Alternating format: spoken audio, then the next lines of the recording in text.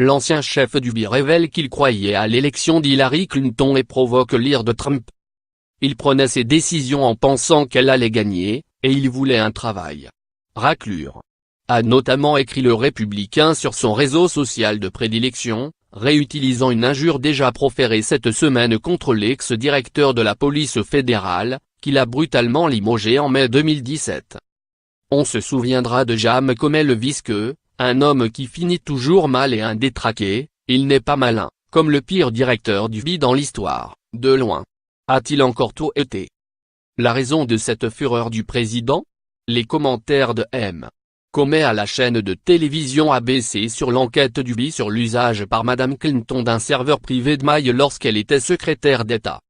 L'ancien premier flic du pays a révélé que sa décision d'annoncer, 11 jours avant l'élection, la réouverture de cette enquête avait été motivée par sa volonté de faire en sorte que la victoire attendue de la candidate démocrate soit perçue comme légitime par le public.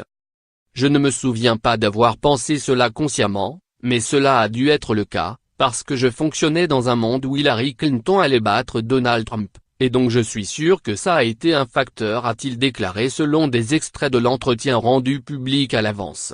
L'intégralité de l'interview doit être diffusée dimanche soir par ABC. Elle allait être élue présidente des États-Unis, et si je cachais la réouverture de l'enquête au peuple américain, elle serait vue comme illégitime dès que cela sortirait après son élection, a expliqué M.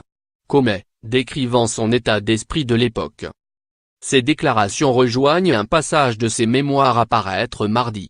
Dans ce livre, il écrit qu'il est possible que son souci de la légitimité de l'élection de Madame Clinton, alors donnée gagnante par les sondages et les observateurs, avait eu plus de poids que si l'élection avait paru serrée ou si Donald Trump avait été en avance.